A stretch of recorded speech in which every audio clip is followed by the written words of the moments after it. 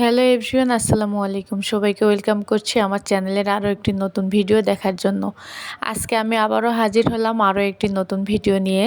তো আজকে আমি করে দেখাবো হচ্ছে পেয়ারার জেলি। আর পেয়ারার জেলি ছোট বড় সবাই অনেক পছন্দ করে, যে কোনো ধরনের জ্যাম বা জেলি। আর এখানে কোনো রং বা কোনো ফুড কালার কোনো কিছুই ব্যবহার করা হয়নি, সম্পূর্ণ ন্যাচারাল উপায়ে আমি তৈরি করে দেখাবো আজকের পেয়ারার জেলি। তো আজকের ভিডিওটি শুরু করার আগে আপনাদের সবার কাছে আমার ছোট্ট একটি রিকোয়েস্ট, যারা আমার চ্যানেলে নতুন আছেন প্লিজ আমার চ্যানেলটিকে সাবস্ক্রাইব করবেন আর পাশে থাকা বেল আইকনে প্রেস করে রাখবেন, যাতে আমি নতুন কোনো ভিডিও আপলোড করার সাথে সাথে আপনারা সেটা পেয়ে যান। আর আমার চ্যানেলে যারা অলরেডি সাবস্ক্রাইব করেছেন চ্যানেলটিকে, তাদেরকে অসংখ্য ধন্যবাদ। আর আপনারা অবশ্যই আপনাদের ফ্রেন্ডস অ্যান্ড ফ্যামিলি প্রিয়জনের সাথে আমার ভিডিওটি শেয়ার করবেন, বেশি বেশি লাইক করবেন, অবশ্যই কমেন্ট করতে কিন্তু ভুলবেন না। তো চলুন আর কথা না বাড়িয়ে এখন রান্নাটি শুরু করা যাক।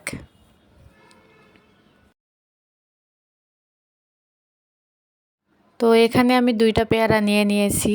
তো পেয়ারাটা অবশ্যই পাকা হতে হবে, পেকে একদম কসকসে ভাব থাকবে, এরকম হলে খুবই ভালো হয়। আর একদম কাঁচা পেয়ারা কিন্তু নেওয়া যাবে না, তাহলে জেলিটা একদমই ভালো হবে না খেতে। তো আমি বাজার থেকে এই পেয়ারাটাই চুজ করেছি। আপনারা অবশ্য গ্রামের বাড়িতে যে পেয়ারাগুলো পাওয়া যায় একদম পাকা নরম, ওই পেয়ারা দিয়ে অবশ্য বানাতে পারেন, ওটা দিয়ে অনেক মজার হয়।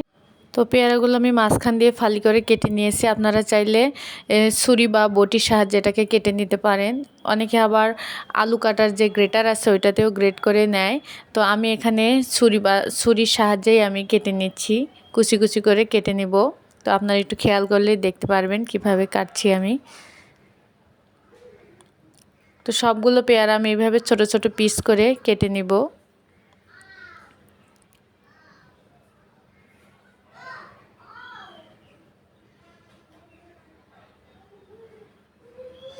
তো আমার পেয়ারা এই পর্যায়ে কাটা শেষ।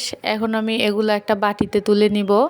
আর আগে আমি পেয়ারা ধুয়ে নিয়েছিলাম, আর পেয়ারা কাটার পরে এখন আর আমি ধুয়ে নিব না।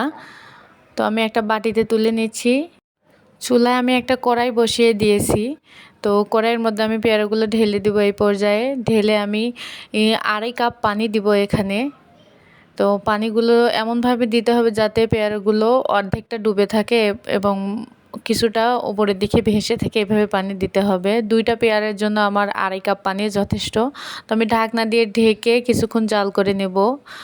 5 মিনিটের মতন জাল করে নিয়েছি। তারপরে দেখুন পেয়ারার কালারটা সম্পূর্ণভাবে চেঞ্জ হয়ে গেছে, সেদ্ধ হয় নাই, শুধু কালারটা চেঞ্জ হয়ে গেছে। তো আমি একবার হালকাভাবে নেড়ে দিচ্ছি।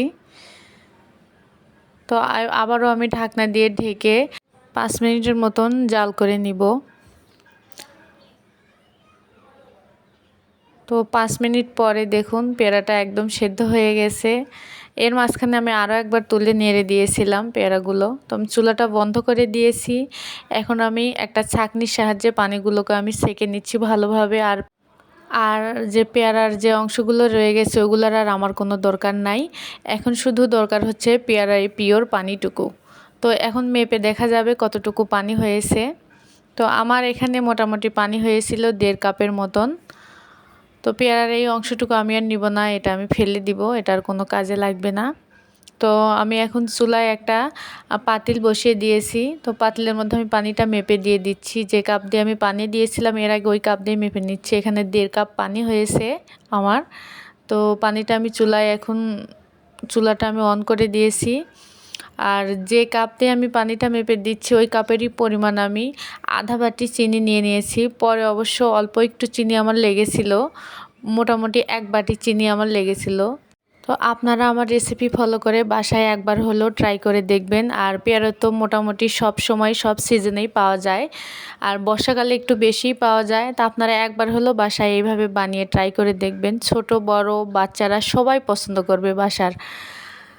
তো ভিউয়ার্স, আবারও আপনাদের কাছে ছোট্ট একটা রিকোয়েস্ট, আমার চ্যানেলটিকে সাবস্ক্রাইব করবেন আর পাশে থাকা বেল আইকনটিতে প্রেস করে রাখবেন, যাতে আমি নতুন কোনো ভিডিও আপলোড করার সাথে সাথে আপনারা নোটিফিকেশন পেয়ে যান। তো আমি চিনি দেওয়ার পরে এখন একটু ভালোভাবে নেড়ে দিচ্ছি। তো এখানে একটু সময় লাগবে জাল করতে।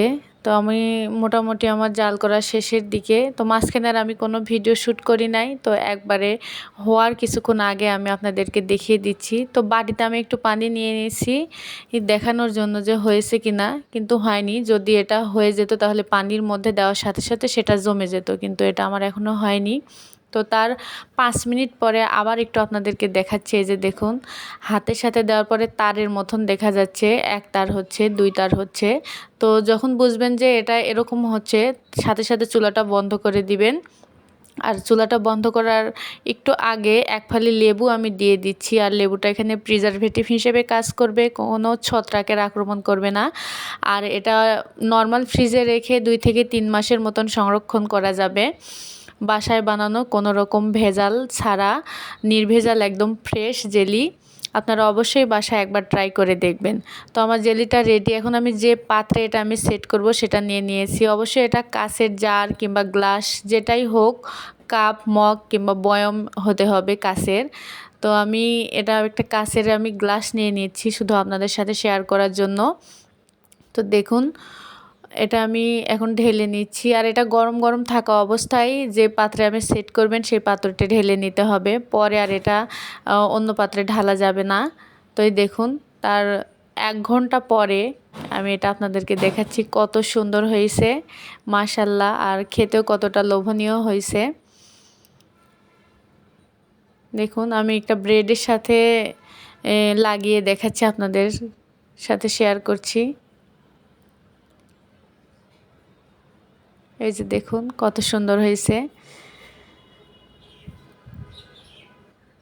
তো ভিউয়ার্স, আমার ভিডিওটিতে অবশ্যই একটি লাইক দিবেন, কমেন্ট করবেন এবং আপনাদের পরিচিত জনদের সাথে শেয়ার করবেন। তো আজকের মতো আমি এখানেই বিদায় নিচ্ছি। আপনারা সবাই ভালো থাকবেন। আল্লাহ হাফেজ।